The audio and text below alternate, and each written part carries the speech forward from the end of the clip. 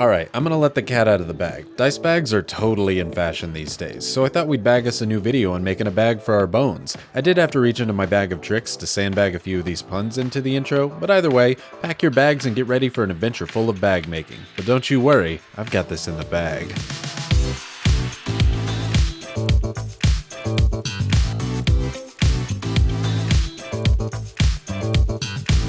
First off, I want to say a huge thank you to my buddy Ray, who is a patron of mine. When he heard that I was scared to give dice bag making a try, he said, "Yo, I got you." He sent me 2 of his bags that I'm going to make in this video as an example and wrote up fabulous instructions. So I would not have been able to do this without him. Thank you, Ray. Now, I use a couple different materials and tools for this, but honestly, you could get by bare bones with just 2 yards of fabric for $3, some scissors, a needle and twine, and some shoelaces if you really had to, but I'll show you where you can cut corners as we go throughout the tutorial.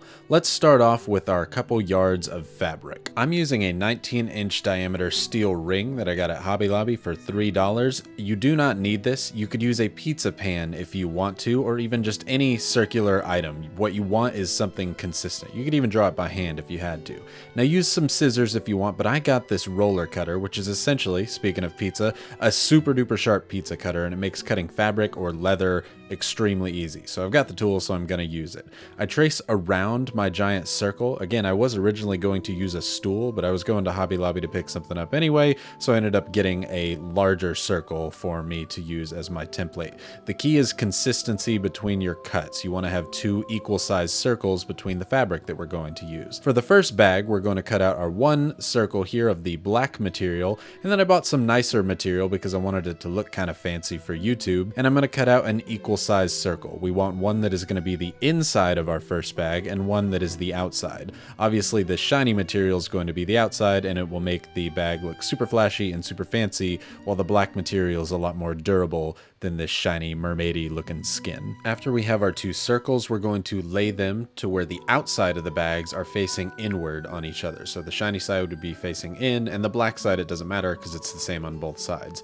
Now, if you have some binder clips, you can use those, but I'm going to be using these cheese trail chip clips. Magnets work awesome, and I'm going to make sure that the circles don't move around a lot. Now I'm getting a needle. I got a sharps needle. I do not know if that matters or not, and some thread. I start with yellow so you can see it easier, but I end up using purple on the main part of the bag. Now pay attention, class. We're starting Intro to Hand Sewing 101 with Rybonator, and the first thing we're going to do is put some thread through a needle. Hot dang, that's some easy stuff. Then we move on to actually tying a knot on the end of it, which is also super easy. You're just going to take the 2 ends of the thread that you have now created and tie them in a small little loop around your finger and then tie off that knot. The actual first intro to hand sewing is get a sewing machine. Jesus, this would be 1/100th of the time if you had a sewing machine. It takes me like 4 hours to do a whole bag. If you had a sewing machine, I guarantee you could get the whole thing done in like 10 minutes tops, no problems. But after we tie off a little knot, it's just got this tiny knot on the end. You can clip that off, and now you've got yourself some thread ready to be sewn into your bags. Now I'm going to show this once here rather than repeatedly showing it as we go through the bags because it just is going to take a lot of time. I'm going to do something called a back stitch. Now for the back stitch, it's super simple. You just push your needle through your material. In our case, we would use 2 pieces of material because we're trying to stitch those together, and then once you go through the back, right back out the front. You pull your thread through, and bada bing, bada boom, you've got your first stitch. If you're doing a regular stitch, you just kind of keep going in this same manner. The knot will hold it there. You can see how if there was 2 materials, it would pull them together. Now what makes it a back stitch is we go back through that first hole that we made, or thereabouts, and then push a little bit further past where we came out the other time. This makes it a back stitch, and it's much more like a sewing machine in this way. It's a much stronger stitch, which is important for a dice bag because they're actively used, and we put things in them and move them around a lot. You kind of repeat this process, going 2 steps forward, 1 step back, all the way through until you've got your full stitch, and then you're done. Now all we've got to do is tie it off, and we've got ourselves a back stitch. You could do any other type of stitch. Again, a sewing machine is best, but this gets the job done. Now to tie it off, all you have to do is take the needle back through the previous thread that you made, pull it out, and then pull it through the loop that you have now made, which I know doesn't make a lot of sense, but you want to do it 3 times. You can see there, I push it through, pull it back through the loop, push it through the previous ring again, pull it through the loop, and now it should have a knot that's not going to come out. Again, snip off any excess, and you should be good to go. So that's what we're going to do for all of these bags. I hand sew all of this, and it takes fricking ages, and I definitely wish I had a sewing machine. It would be worth it to drive 3 hours to a family member's house who has a sewing machine to save you the time later, I swear. So now that we know how to sew, I'm going to go ahead and sew all the way around the giant 19-inch diameter circles that we have made with the fabric, and doing so, we're going to do it about half an inch away from the edge, and we want to constantly check and make sure that they are still aligned. We've got those clippers to help us out the whole time, but don't go all the way around. We want to leave enough of a gap between where we stop on the 2 threads and tie it off to where we could fit our hand inside the 2 materials. We want to be able to do this because we have to turn the materials right side out at some point, so as long as you can fit your hand in there to be able to do that, you should be good to go, because we're also going to fit our thread inside there. So I'm going to go ahead and test it and make sure that I can flip it inside out. We're good to go here, and now we have this little flap to where we can put the thread inside. So great, let's flip it back to where it is not the right way around, and we can start working on putting our parachute cord inside. This is again where you could use a shoelace if you really had to. Now for the parachute cord to come out of the material and actually be able to cinch it closed, we need to have some holes in it, and we're going to do that in our outside material. In this case, that's my shiny material. Now I need to punch some holes in it. I have a leather hole punch, which is what I'm going to use, but again, scissors will work. All you need to do is be able to make a hole. Now I'm going to use this little punch pad that I have because I'm using the tool and I don't want it to mess with the material underneath. I cut them about 1 inch in and 1 inch apart on the little gap flap. I don't have a better word for it, and you can see it's on that outside material. Now I'm going to put some eyelets in using eyelets and an eyelet tool. A lot of times those kits come together, and there's 2 sizes when you look at eyelets, a small and a tall one.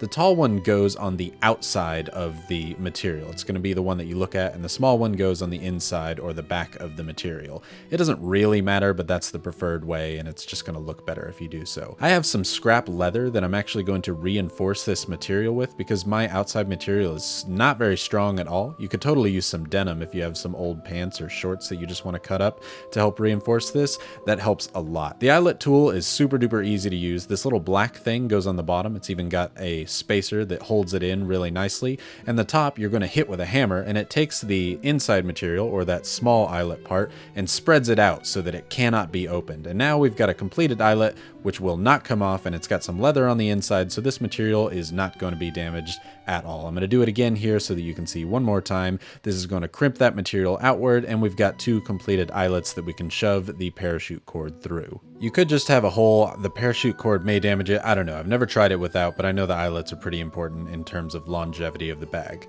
But we're going to shove the parachute cord through one of the eyelets, and so that it is now going inside of the bag that we have there. We're going to try and fill up the entire circumference of the circular bag that we're doing here, trying to keep the cord, you can see here I'm kind of rubbing against it so you can see, along the edge and outside of the bag. Magnets really help with this, as do chip clips in terms of keeping it in place. And then we go all the way around and pull it out the other hole. Now I can't really explain that because you can't see inside the bag, so what I'm doing, and you can see here, I'm just taking this cord on the outside, but this is what's happening on the inside of the bag. I'm wrapping this cord around the circumference of the bag, trying to keep it as much to the edge as possible, and I'm using these magnets and chip clips to keep it there. I want to sew on the inside of where this cord is so that it doesn't move, but I can't do that if the cord is not held in place. So again, the cord comes out the other eyelet there. This is all happening inside the bag. This is just a visual representation of what's going on inside the bag. The chip clips and the magnets are holding that in place. Got it? We good? Awesome. Now we can get to sewing, which is what really matters. But we need to sew this gap closed now that we've got our parachute cord inside.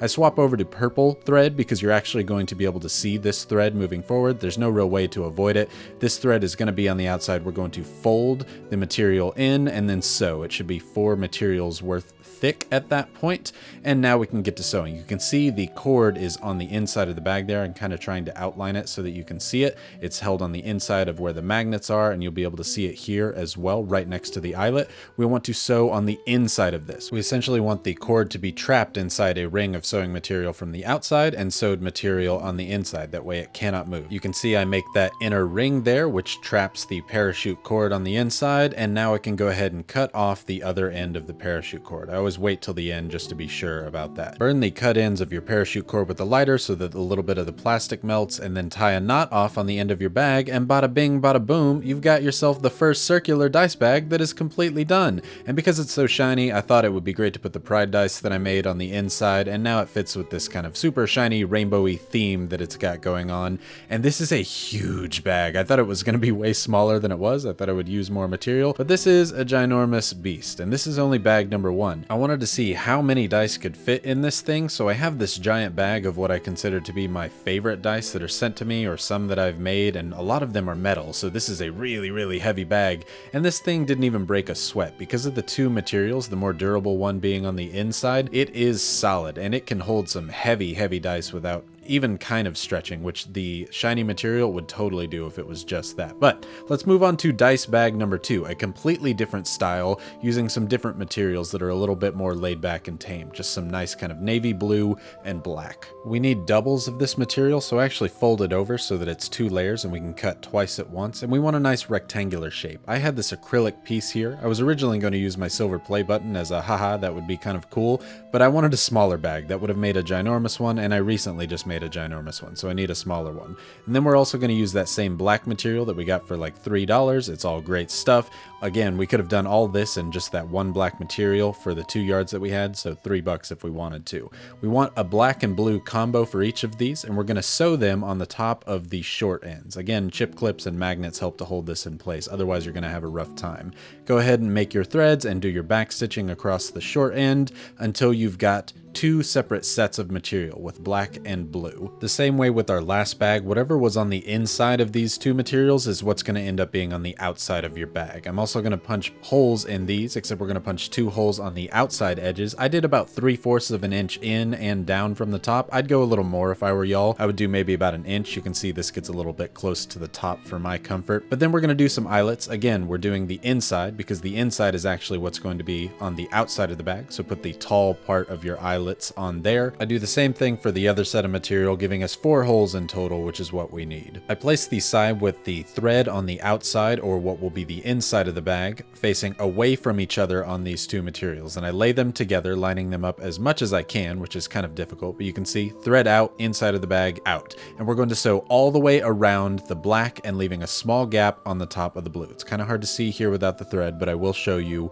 with the thread here soon. Again, we're going to go all the way around, maybe about 1/4 of an inch on the inside of the black, leaving a small gap down at the bottom on the blue, which I will show you here with the thread as I have now sewed it. It only took 2 hours, no big deal. I didn't even film it. And there's going to be a gap the same way we did with our round bags. We're also going to cut the corner on these. Be careful not to actually cut the thread on them, and that will make a more square looking bag in the end, which is great. Now we're going to take all this material, we're done with the inside of the bag, and put it right side out. And you can see here, you don't see any of the seams. It looks dope. You can see the black on the outside and the blue that will be the inside of the bag. And same way before, it's got this little gap on the edge. We're going to fold in the material and sew alongside that folded material. So again, it'll be 4 thick as you're sewing this. Sew it just so that it's closed. You won't even see this. This will be at the very bottom on the inside of the bag. It is more hidden than the rounded bag by far. We are done with the sewing for this bag. We can move on to putting the parachute cord through the eyelets that we have made. We want to be able to wrap it around the bag and leave 4 inches off on the ends twice with each parachute cord. You can kind of see what I showed there. Cut it off, burn it, and then we want 2 lengths of this parachute cord as we go through. So go ahead and line it up right next to the other one. That way they're equal length. Cut it, burn it, same thing, and now we can start moving the cord through. You want to put one end of one of your pieces of cord through one eyelet and pull it out on the opposite end of that bag. As you pull it out, you're then going to immediately turn it right around and put it through the eyelet that is next to it. Push it all the way through until it comes out the other end of the other side of the bag and should come out right near where you started putting the parachute cord through. And bada bing, bada boom, you're good to go with 1 out of 2 of the parachute cords. Tie it the same way you did the needle and thread type knot, just wrap it around itself and move on to the second cord starting on the other side. Wrap it through the exact same way that you did before. Go in one, out on the opposite side, back in on the side nearest it, and back out the opposite side to where you're mirroring what you did before. tie it off in a knot, and bada bing bada boom, cinch it up because your second dice bag is done. This one is far easier than the rounded dice bag as far as putting the parachute cords through. It takes a fraction of the time, and this is kind of the more traditional dice bag, so this is probably what you're used to seeing. Now I'm going to put 2.5 sets in there from some of my previous videos, and you can see even here, this did not take up much room in the bag. This was still way bigger than I thought it was going to be. You could almost use like a wallet-sized rectangle to make a bag like this if you wanted to. I put a ton of dice in here just to see how much it would actually hold and if these kind of parachute cords would hold it tightly, and it totally does. That's filled with regular and metal dice, and I'm shaking it upside down and nothing's coming out until I decide to pour it. I really like this style of bag more than the rounded one, I will say. Not because the rounded one is bad, but it's just my kind of personal preference, and I think with some soft leather, this would look very kind of traditional medieval, where this other one is more of almost a traveler's sack bag, where you would almost put like a sack lunch in it.